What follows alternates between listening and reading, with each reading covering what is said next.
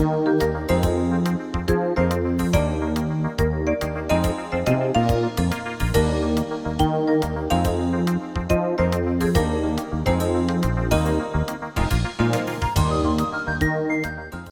guys, and thank you for joining Shannon On Demand, where we teach you how to take demand of your business to take demand of your life.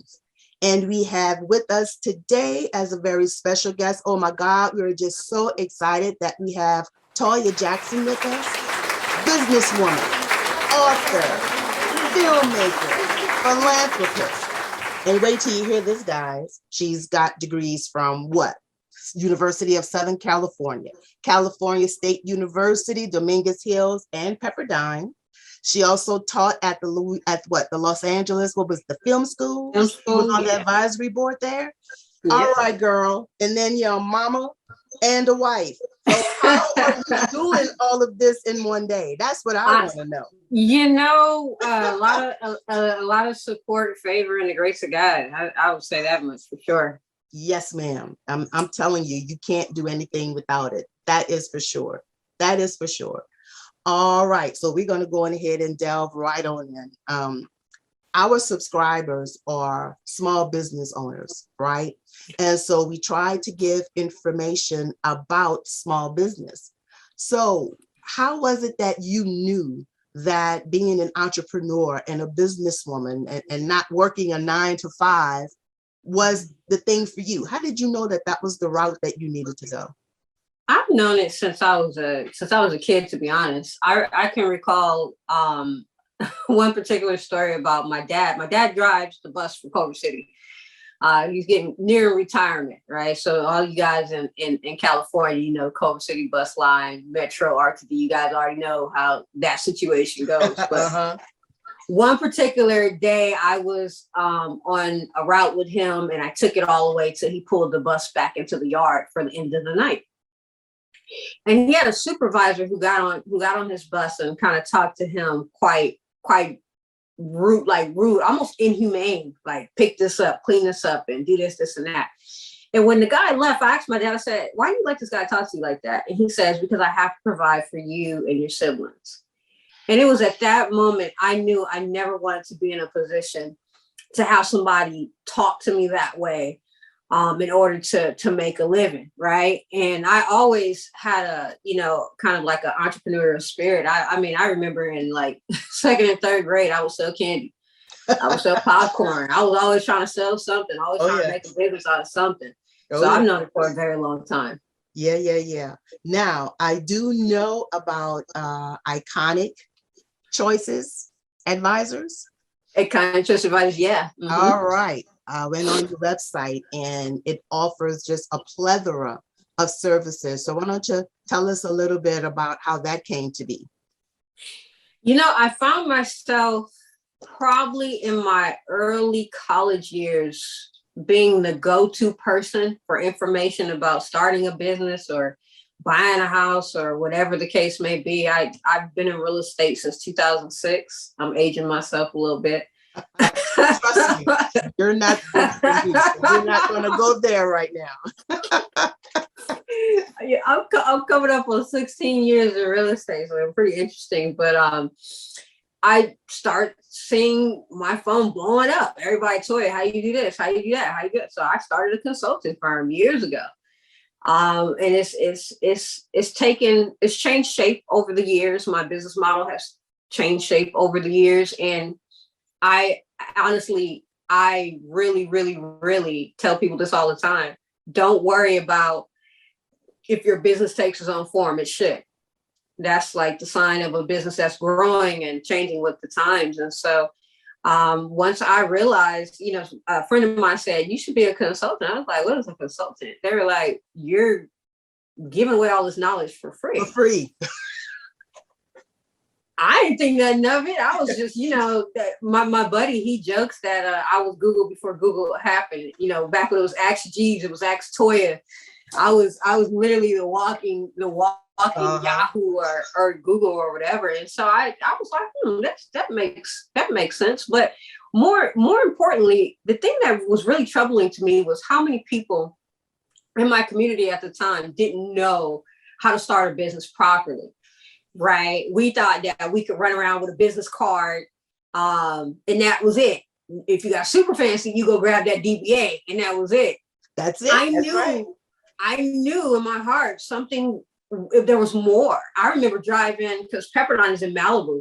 I remember driving to class, and I would see people out surfing in the middle of the day. I was like, well, I want that life, like to have that option. I was like, this is more than a business card and the DBA. What is this? Oh yeah.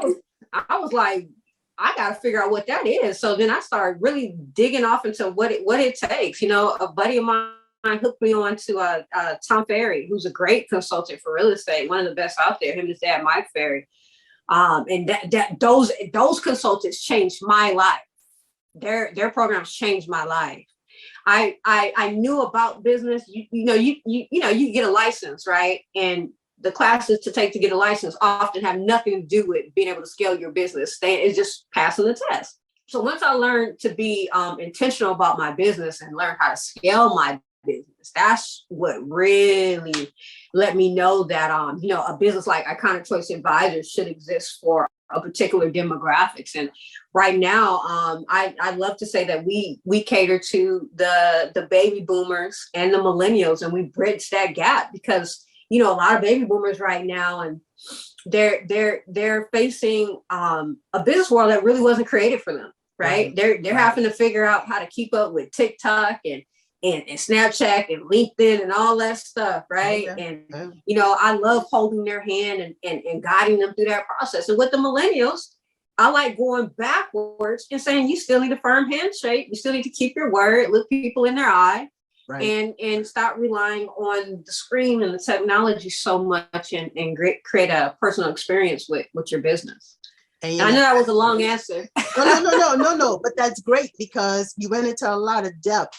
One thing that I wanted to kind of pull out from what you were talking about was making sure that your business is flexible.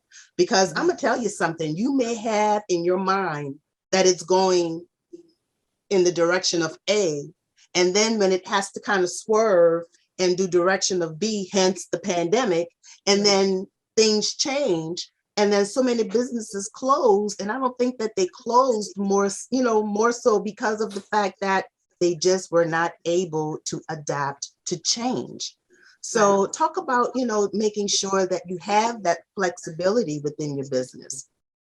I really think that having flexibility in your business is very much tied to assessments. I'm really big on assessing where your business is, looking at the numbers, because the numbers don't lie, and more importantly, feedback from your clients and your customers. What are the challenges that they're facing that you're not meeting, that you could be meeting? Right. And do you need a partnership? Do you need to get together with somebody and create some type of merger, some type of referral program, or something to where you're still leaving your clients properly serviced, right? Because I think especially in small service companies, it's hard to meet every need, right? Everybody wants to be the Amazon, the Target, the Walmart. Right. But you know why there's Amazon? Because there's a bunch of people in that market meeting a need. And essentially, if you can become that for your clients, it'd be great. And then if it's not a service business, if it's a product, okay, so how can this product change to meet the needs, right? What's the feedback now? What is the competition doing, right? Looking at all those ways to assess your business. And I think that's where consultation comes in, because just talking about that and being able to have, those ideas being bounced off of someone who knows, people don't really understand, okay, is it meeting a need, and being able to speak the jargon, to speak the language, to make sure that they're fully equipped to actually go out there prepared. That's the main thing, and I know that when you do consultations with people, it's to prepare them, to actually get out there properly, and you mentioned the DBA, and I'm gonna tell you something. I never and I don't know if I'm going to get slapped on the hand, on the wrist, or whatever. But I never, ever tell people to become a DBA, which is doing business as yourself, which is not protecting you from anything. You are the same as your business, and you're not a separate entity.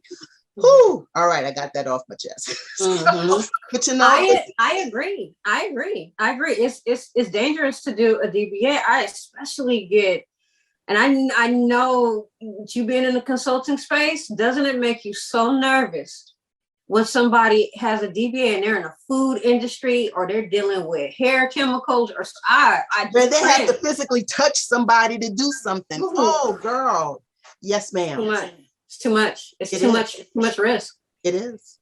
Too much risk. I tell people too, even if you're selling courses online, make sure you have your disclaimers in your course, and you selling your package. Make sure that you're stating this is not legal advice or blah, blah, blah, because you just never know. And the bigger you get, you become a bigger target. So you want to come from a standpoint of act like your business is already thriving. Act like it's already a $1 million business and protect it. I don't care if you haven't made $2 yet. Like, that is, you got to act like that. Yeah, you get it. It's a mindset thing. It really is. And we have to stop thinking like we're W-2 people and start thinking like we're 1099 people.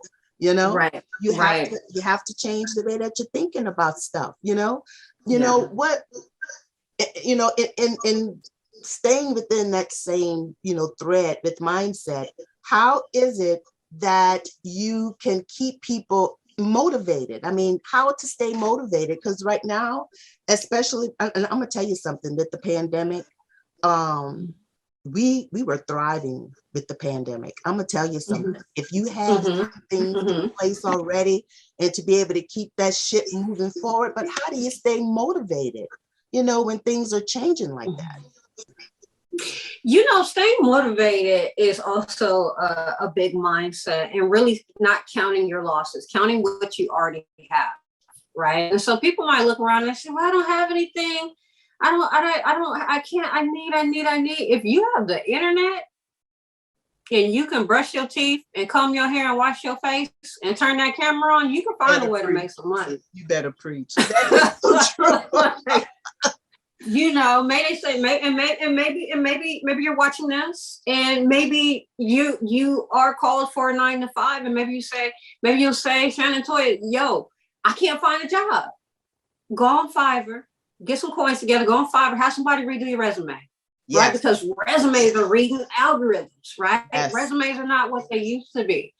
You gotta just look at what you have. I mean, and if maybe you can't get the coins together, use the state resources with your local unemployment office, that they will go in there and they will do your resume for you. There's always a way. That is so true. How is it that you can teach someone how to either research or know what their particular industry is and where they fall?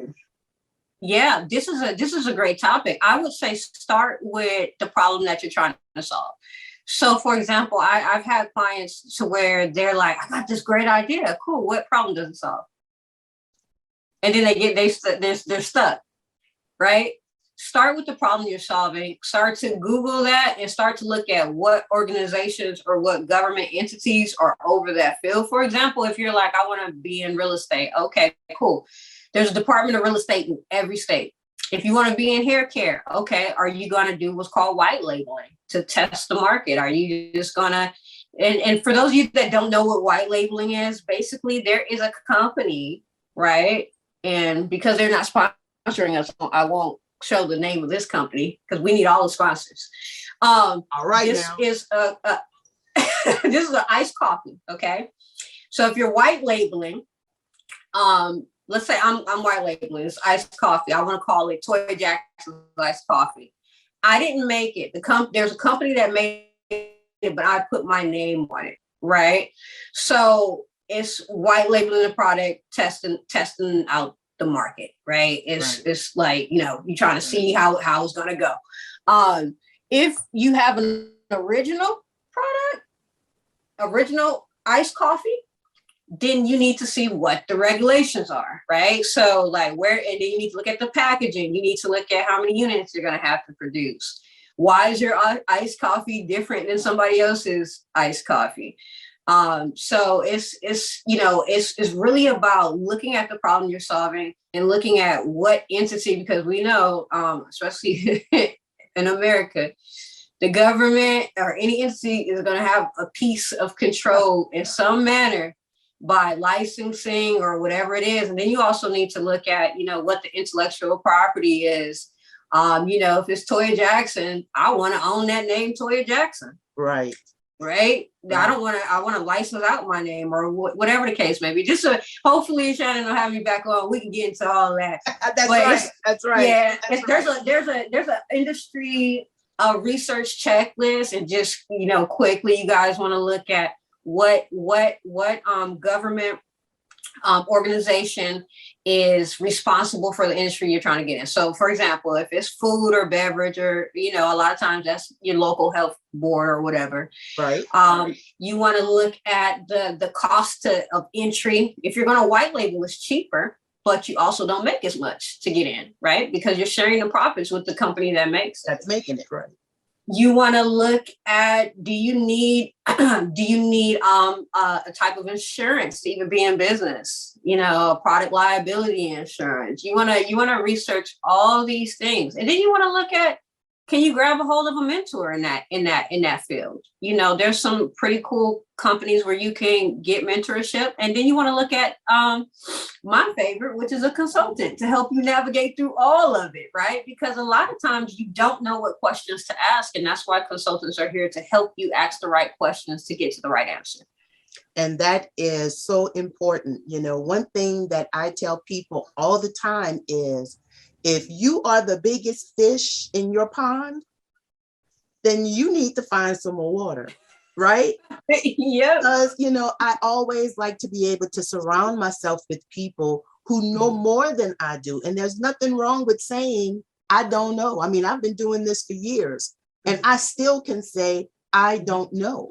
And I think that that's what helps to keep the relationships that I have with my clients, is because of the transparency. Right. I'm not going to just give you a load of goods just so that I can say I answered your question. Right. All right. Now, here's the hard question, and I want to make sure you're ready for it. Okay. All right.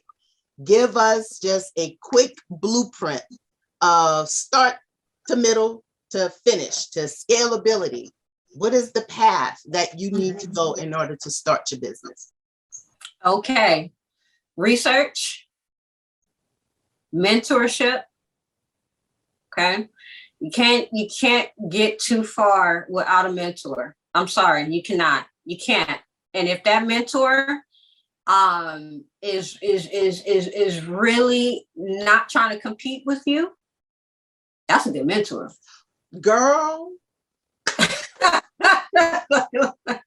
Because you gotta watch it right now. Yes, you do. Yes. It's a doggy dog world out here. I'm not gonna even bore you with those details, but you already know. Yeah. You gotta have that. Okay. So, and mentorship, if it's too far-fetched to find somebody like that, be prepared to pay. Be prepared to pay for consulting. Yeah. Right? Be prepared to pay for consulting. Protect your business. Once you know what the model is and you're ready to get it up and running, get incorporated. Okay? Get incorporated. Get insurance. Get a lawyer. And I'm not saying you have to go find these and I want to say names of law firms, but I'm friends with some of the best law firms in the business. So I can't throw them under the bus. It doesn't have to be one that's like the billable hours are insane. Sorry to my buddies out there. But, for the startups, get started, right? And you'll need different lawyers for different things. So maybe in the beginning, you just need a lawyer to put together your basic agreements. And some of the general contract lawyers will say, you know what, I do this, but I don't handle IP. And when it comes time to get your intellectual property together, spend that money.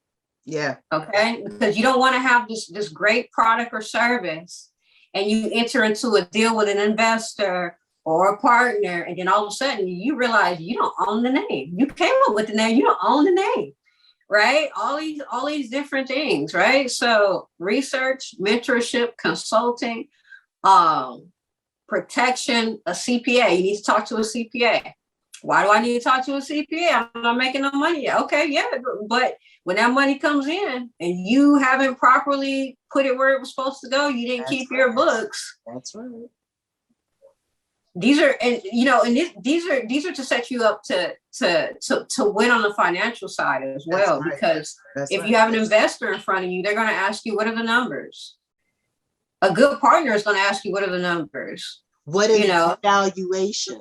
What's the valuation? Can you properly even figure that out? What is your valuation?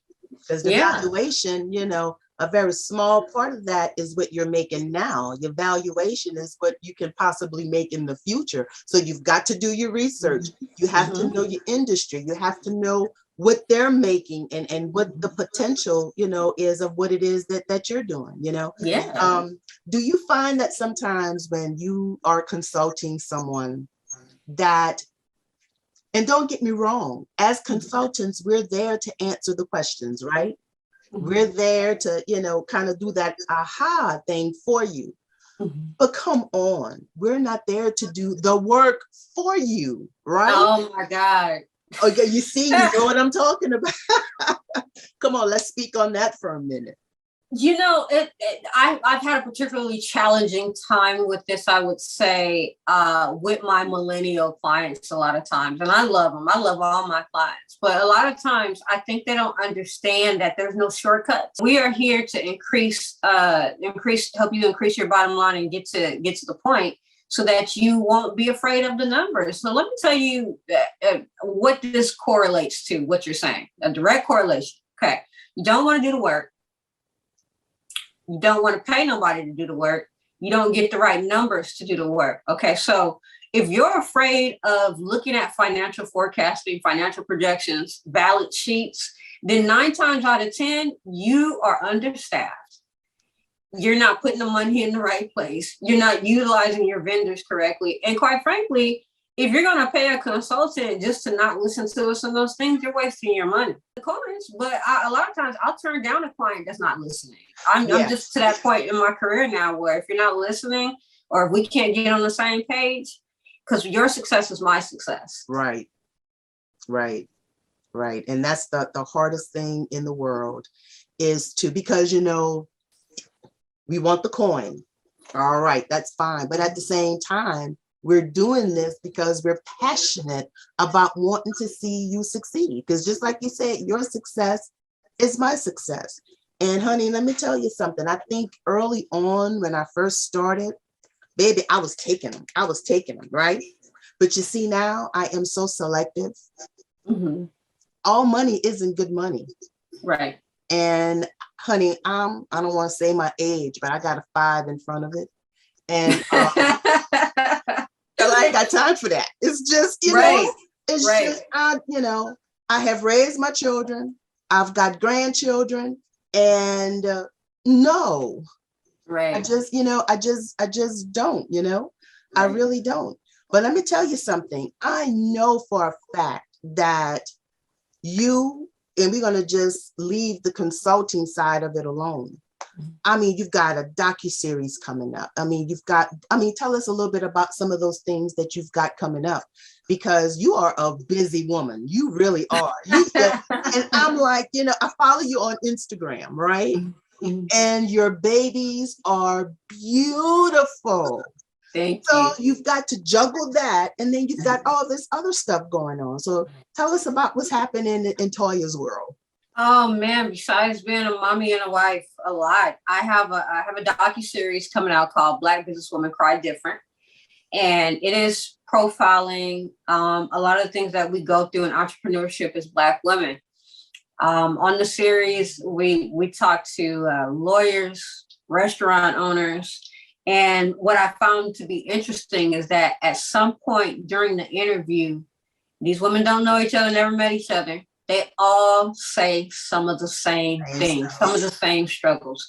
My goal for creating this project, one, because me being a Black woman and wanting to change the narrative, because I have daughters, I have 3 little girls. And I just can recall hitting my head, right? And I want to shorten the time for not only my little girls, but, you know, other women of color. And eventually we're going to explore that for other women of color besides Black women, and eventually using it as a piece to unify all women. But I'm super excited about the project. By this time next year, we probably will see a sneak peek of the next step into the docuseries. So I'm really excited. Okay. And the website is, let me not say this wrong for my marketing, blackbusinesswomencrydifferent.com, I believe is the website. And people can find it through my link tree on my Instagram. I have a journal book coming out called 21 Days in the Mirror. And really it's hitting the reset button. And I wrote 21 Days in the Mirror because one thing that I've been seeing myself surrounded by are a lot of people that give and give and give and give until they realize that, and this is a personal testimony as well, they look up and it's like, what have I done for me? What have I taken the time out to do for me? And now all of a sudden you see all these tasks piling up. You see your stress level going up. You see work undone, personal relationship issues, maybe with friends or family you haven't addressed. Maybe it's causing you so much anxiety that you literally didn't say, you made me feel this way. Right. Or maybe you didn't go back and apologize to somebody. 21 days of doing all these little things, from cleaning up your house, getting rid of stuff, to the Goodwill, to going over your financial books, right? So that will be out next month. And yeah, those are there's coming soon something with myself and my husband. Okay. Everybody keeps asking if we're gonna do something again together, and we are. It's coming very, very, very, very soon. Good. Yeah. Now, since you mentioned your husband, it's time for our little fun fact. Okay. I didn't want to tell anybody anything about the fun fact, so I'm gonna let you tell everybody your little fun fact. Fun fact, man. My father-in-law is Jackie Jackson of Jackson 5. Shout out to Jackie. Part of the reason we've had a pretty dope year this year, we teamed up with him and we created Iconic Choice Management. And so my husband is managing artists by the name of Jamichael and Justina and Mikkel, and they got some great, and Lou, who is doing stuff with cryptocurrency and music. They got some great projects coming out next year as well. Good. Now, let me just ask you this. Just with having that Jackson name, and now we know that we can associate it, with the Jackson name, right? Right. What little thing can you tell us just about your interaction with your family? Because I really do think that a lot of times they really do get a bad rap. They really get a bad rap. So what's something positive that you can leave with us? There's a lot of positive things. I can honestly say the family has embraced me, and it's just been great. Particularly, what I love is that there's so many of them, you kind of lose count. I remember the first family dinner I went to, I was like, it's like 40, 50 people here. I'm trying to remember everybody's name. Let me think. Okay, so a couple of things that I love though. Grandma Jackson is just as sweet as pie, just an amazing pie, just strength, just beautiful, just a beautiful strength. The aunties, they're aunties. Yes. I mean, they're aunties that they take it seriously. They aunties, man, like take your vitamins, get some sleep, sit down, have a plate, stop that. Those type of aunties, it's interesting, it's the superstar stuff, but then, to experience the auntie right. and grandma stuff. Right. And right. the cousins have been just so supportive of Siggy and I from the beginning. Good. And I I'm just, so happy they're to great. hear that. Because let me tell you something, you need the support. You really do. You have to have that support. So what I'm going to do is all of your information, we're going to put in our private Facebook group as well as on YouTube. So we want to kind of get you out there and let folks know that you're available, you know, what your services are, exactly what it is that they can get from you, what they can glean from you. So I'll make sure that I have all that information in the description part. We are looking forward to the journal. We're looking forward to seeing the documentary next year, and also what you've got, you know, coming up with your husband. But I'm gonna tell you something. I'm gonna be your auntie right now because I know I'm older than you. You better take some time for yourself, girl. I will. And make sure, because I'm gonna tell you something. Stress, when they say that stress is a silent killer, I am living witness of that. Okay. So, you know, make sure that you do, because you just have so much going on. And I'm gonna tell you something. When I was looking at, you know, just everything that you were doing, and I sat down, you know, a couple of days ago, and I'm like, how does this girl do everything? Yeah. It's just because I had 2 children. Wow. And so it was hard. And then at that time, you know, I wasn't an entrepreneur full time. So, honey, I applaud you because you are doing your thing. You really are. And you are definitely an inspiration to let people know that you can do it. You can absolutely do it. All right. So I've talked enough. I want you to leave our subscribers with a nugget. I mean, you want them to have an entrepreneurial, business owner, woman of color nugget that they can take away with. Okay. So if I was to leave you guys with anything, and I hope this is timely for 2022, I want everybody to realize that having the appropriate boundaries are going to help you reach your goal. Oh, without boundaries, you will start and stop your dream so many times that you get to a point where you're wondering even if this dream is worth it anymore. But put those boundaries up and only let the people inside those walls that truly are supportive of you, and really take care of your heart and protect your mental health. Oh my gosh. Take care of your health, your mental health, and basically, you know, keep your circle small is what I took from that. Yeah. Everybody ain't supposed to be in your circle. Nope. And if you're going to build a business, build it right from the beginning. Do not wait to start building it correctly. Pick up the phone, call that consultant, reach out to Shannon and her team. I'm telling you guys, build it correctly, man. Build it right from the start. Yes, yes, yes. Well, look, I know that you've got a busy rest of your day, and we are just so thankful that you thought enough of us just to kind of give us just a little bitty portion of it. So thank you so much, Toyia. We appreciate your time. Thank you again. Thank you for having me. Thank you.